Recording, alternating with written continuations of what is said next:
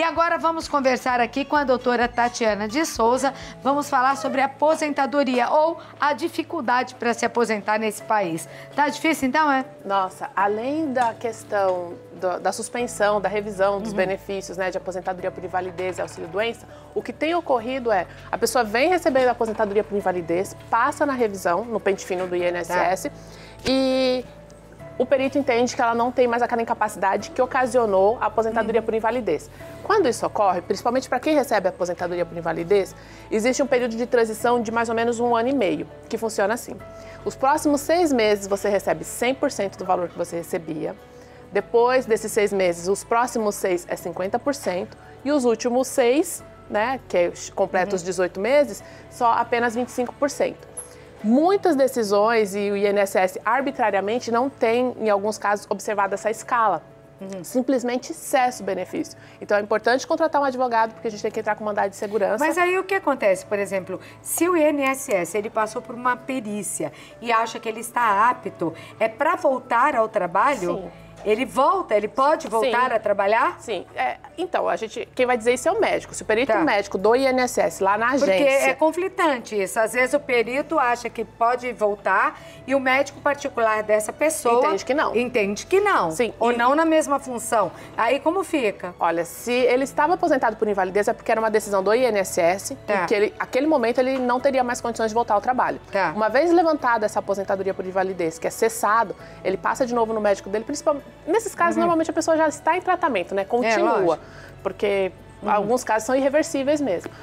E se ele tinha um vínculo com aquela empresa, sabe? Estava trabalhando, aí aconteceu a situação X, o contrato fica lá parado. Não tem baixa na carteira. Aí ele volta naquela empresa. Ah, ele tem que voltar. Ele se apresentar para o trabalho. Sim.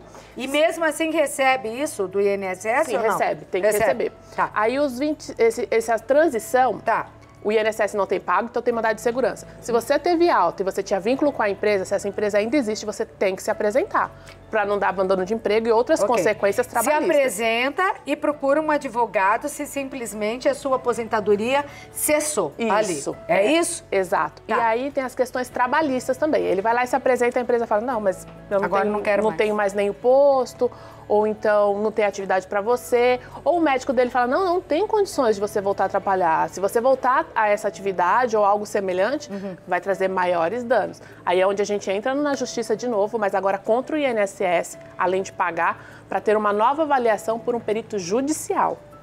Tá? Porque tem a questão da análise na agência, que é aquele perito, que é administrativo, e depois passa por uma perícia judicial, que é um profissional de confiança do juiz. Quer dizer, eu vou traduzir, se a pessoa estava melhor, a essa altura já ficou doente de novo. Porque é tanta dor de cabeça, fala a verdade. Que coisa, né, doutora? Tem perguntas para você, vamos lá, pode colocar na tela do Santa.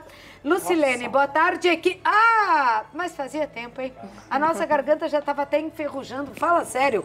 Boa tarde, equipe AAA. Boa tarde. Tá aqui minha equipe AAA para você, Lu. Estou aposentada por... Ih, olha lá, primeiro caso. Invalidez desde 2003. Tenho 54 anos e 11 meses. Tenho uma perícia dia 6/10, 4 dias antes de completar 55. Será que ainda assim corro o risco de perder meu benefício? Faço tratamento com psiquiatra por conta de depressão. Beijo. Boa tarde, Lucilene. Lucilene... então peraí, amanhã nós vamos falar sobre depressão no programa, não perca. Já é uma doença de difícil diagnóstico em alguns casos, né? Principalmente logo no começo. Às vezes nem a família acredita. Pois é. Daí, você tem que ir na perícia. Não deixe de comparecer, porque senão ele vai ser cessado independente de qualquer análise. Então, o prejuízo pode ser muito maior. Porque como justificar a ausência, né? Então, compareça à perícia. Se ele for cessado, nós temos os meios jurídicos para alcançar o seu benefício, o restabelecimento. Mas tudo pode acontecer. Tudo. Aqui e o fato dela de ser 4 dias antes também não quer dizer nada? Não, porque eles marcaram... 55 anos? Não, é que ela recebe há muito tempo. Tá falando aí, ela deixou claro que eu recebo há praticamente 15 anos, né? O que não deveria ser cessado. Mas aqui tem acontecido muitas coisas. Sim. Se acontecer... Justiça. Tem que procurar um advogado para entrar com uma ação contra o INSS. Mas o fato dela... estar a 4 dias de completar 55, a gente não tem que fazer. Não quer dizer mas nada. É importante ela ir à perícia. Tá certo. Isso tem que ir, né? Tem senão que ir. perde vez. Aí é pior. Ana Cláudia, deixa eu ver aí, Ana. Boa tarde, adoro todos vocês. Que bom, Ana. Sou professora municipal, tenho 48 anos de idade, 26 de profissão. Gostaria de saber, se mudar a lei, eu poderia me aposentar quando fizer 50 anos? Ou seja, 2020. Ela é de Buritama, São Paulo. Ai, Ana Cláudia, olha, a situação do professor é tão delicada, sabe? Já é sala de aula, enfim, todo aquele estresse. E na hora que você vai pedir sua aposentadoria, completando os 25 anos, que é a aposentadoria especialíssima para professor, ainda tem a aplicação do fator previdenciário. Então, honestamente, de coração lhe digo, adie o quanto você puder essa sua aposentadoria. Porque se você ganha R$3.000, você pode ganhar menos que 1.500 por causa do fator e a idade. Porque vai ser aplicado. Vai ser aplicado. Mesmo sendo uma aposentadoria especialista. É triste. Olha, essa tese já teve tanta oscilação, Claudete, de aplica fator, não aplica fator, aplica fator, não aplica fator. É assim, é uma zona, desculpa a palavra, jurídica mesmo, e é difícil pra gente falar assim, não, vai na fé tranquila. Eu falo logo, ó, adia, o máximo que você puder. O fator previdenciário, o famoso FP, come a gente por uma perna. Sim, acaba com o valor do benefício, principalmente nesses casos. Ela já falou, 46 anos, 48, 26 de trabalho. Você vê? Começou cedo. Pois é, aos 52 ela tem os 30 anos, mas ainda assim vai ser dolorido o fator previdenciário mesmo com 52 anos e 30 de contribuição. Então é muito importante o planejamento, muito importante. Quando eu tinha uns 9 anos, eu acho que era o terror dos professores, né? Porque eu não era muito boazinha, devo confessar. Mas também não era tão assim do mal, né? Mas era meio difícil me aguentar. Então depois você vai criando juízo, né? Eu sempre aplaudo o professor, porque se já é difícil criar um, imagine ficar com 25, 30, às vezes 35, que nem filhos são, mas que tem que ser tratados como filhos e até mais, não é? Verdade. E a educação, que é tão importante nesse país. Uma pena, né? Ser tão desrespeitado o professor, a professora. Claudete, doutora, boa tarde. Eu não quero dizer o meu nome, tudo bem, mas gostaria de saber se quem se aposentou por invalidez e fez empréstimo consignado corre o risco de ser chamado para perícia. Olha, boa tarde. Se isso fosse uma cláusula que obstasse, os bancos ficariam bem felizes, eles mesmos fariam essa divulgação, mas não impede em nada, infelizmente. Pode vir ocorrer a cessação, sim. E você vai ficar com o empréstimo. Vai ficar com o empréstimo, vai ter que pagar, né? O banco vai tentar... Mas o banco vai descontar do que se ele não receber nada? Ele pode não descontar, mas aí vai reconhecer a dívida, vai vir um título de execução, também na justiça, e vai começar a penhorar. O negócio é o seguinte, quando é pra pagar a gente, enrolam, não pagam, aplicam fator não sei o quê, fator não sei o que lá. Quando você tem que pagar, andam atrás de você até o inferno pra te encontrar, pra que você pague. Liga não é, pros vizinhos, aí, o quarteirão inteiro tá sabendo que você tá devendo. Aí é fácil. Aliás, isso é proibido, né? É verdade, mas eles fazem. É proibido, é proibido. E vai provar na justiça. Então, vai ter que pagar, mesmo se for cortada a aposentadoria. Sim, porque não é caso de óbito, né? E alguns contratos que dependendo do valor do empréstimo, já está perto de ser, né? Porque pode surtar, né? Jesus do céu. Neide Dias, vamos ver a situação da Neide aí. Boa tarde, oi Neide, tenho 60 anos, 15 anos de contribuição. Será que já posso me aposentar? Sabe de onde ela é? Campo Grande, lugar bonito, Mato Grosso do Sul. Oi. Boa tarde, Neide. Olha, faz assim, acabando com Santa Receita, ou então concomitantemente, liga no 135, faz o agendamento pela internet. Sim, você pode se aposentar. E corre, não dá mais nem 30 segundos de graça. Já vai pro telefone. Como que ela liga? Para quem que ela liga? Liga no 135 e lá você vai passar todas as coordenadas. Esse 135 é para o Brasil todo? É nacional? Sim, 135. Quem quer se aposentar, liga 135. Auxílio doença, todas as informações que você precisar com relação ao INSS, você pode ligar nesse número, se identifica, tem todo um procedimento que eles te passam. Ou você pode fazer o agendamento também pela internet, que agora tem um site próprio do INSS, a gente pode fazer até um tutorial aqui, vou falar com o pessoal, porque você faz o seu cadastro, aí você tem acesso a tudo, sabe? Coisas que você iriam buscar na agência, agora você consegue ter online. Mas tudo tem o risco no Brasil, né? Por enquanto tem andado bem. Né? Agora tem umas coisas impressionantes, né? Porque uma pessoa amiga se aposentou e sabe como essa pessoa ficou sabendo que a aposentadoria dele tinha saído? Porque ligaram para ele oferecendo empréstimo consignado. Foi. Agora, olha que absurdo. O banco sabe antes. O banco soube antes da pessoa que aquela pessoa ia se aposentar. Então, ele descobriu que a aposentadoria saiu, né? Que vinha uma notícia de que saiu, porque o banco já ligou oferecendo empréstimo consignado. Quer dizer, ficam em cima que nem carniça. Aí vezes... depois, se te corta a aposentadoria, você tem que pagar e ficar com a dívida. E às vezes, nem tá constando ainda no sistema do INSS. Então, é malandragem lá de dentro. Sim, não tá constando nem no sistema do INSS e o banco já sabe que foi concedido. Pra eu saber, demorou 2, 3 dias pra constar no sistema. Eu falei assim, calma, deve ser verdade, sim. Só que ainda não tá constando no sistema. Olha que coisa... Já aconteceu com você também? Já. Olha, que impressionante, Os clientes ligam, doutora, concedeu, tô muito feliz. Nossa, é verdade. Um dia eu perdi a minha carta de motorista, né? Já perdi 2 vezes, pra dizer. É muita multa em São Paulo, é muita multa. É difícil, é difícil. Aí tem que fazer aquele cursinho, uma loucura. Mas aí me ligaram oferecendo já para vender lá para mim os negócios. Como que saber? Eu nem sabia que eu já tinha perdido a carta. E tinha uma empresa lá, é gente de dentro, não é verdade? Com certeza. Que já ligou e eu falei, nossa, então eu perdi a carta. Porque já estavam ligando, me oferecendo serviços para conseguir a carta. Tava na impressão, não tinha nem ido pro correio não ainda. Não tinha. Ah, doutora, é palhaçada. Cris, olá, Cláudio, boa tarde a todos. Meu irmão trabalhou alguns anos como remediador em posto de gasolina. Não sei o que é, mas com produtos insalubres. E também outro emprego como motorista entregador. Eu gostaria de saber como é contado esse tempo em que ele trabalhou, né, com insalubridade para aposentadoria. Tá, legal. Cris, boa tarde. Esse tempo que ele trabalhou no posto de gasolina, é importante que ele solicite ao ex-empregador dele um documento chamado PPP, que é Perfil Profissiográfico Previdenciário. Lá vai dizer que você eu acredito que mediador deve ser quem abastece o carro, teve exposto aos cheiros das gasolinas, dos combustíveis, e aí o seu período é considerado como especial, sim. Daí, você vai apresentar isso no INSS. Isso soma 40% no seu tempo trabalhado. Com relação ao outro período, da outra atividade... Mas a outra não era insalubre. Não é insalubre. Então, assim, vai ser por atividade. Se você trabalhou 10 anos como frentista. Ela colocou outro nome lá. Remediador. Mas então, não sei o que é remediador.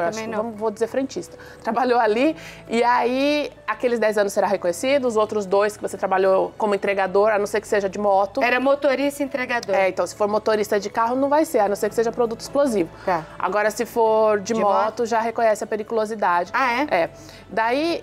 Periculosidade é a mesma coisa que lidar com alguma coisa insalubre, não? Não, é diferente. É diferente. A periculosidade, ela coloca em risco a sua vida em razão de ser inflamáveis, eletricidade, porque é a morte, né? Mas, assim, o tempo é o mesmo ou não?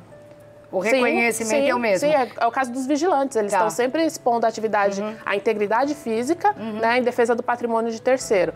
Daí, esse tempo todo é reconhecido como especial. Então, e quem tem um serviço como esse remediador que ela falou, o tempo é o mesmo, tanto do insalubre como da periculosidade? Se ele comprovar 25 anos nessa atividade, é aposentadoria especial e não tem fator previdenciário. Agora, se for picadinho, ele tem que completar 35 ou mulher 30, né? Como enfermeiras, auxiliar de enfermagem, enfim, não vai conseguir.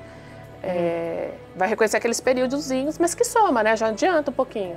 E até diminui fator previdenciário em alguns casos. Eu nem sei se eu te dou os parabéns, eu digo, ai, que pena. É verdade. Eu não sei nem se eu digo alguma coisa. Porque tem mais de 800 WhatsApp para você.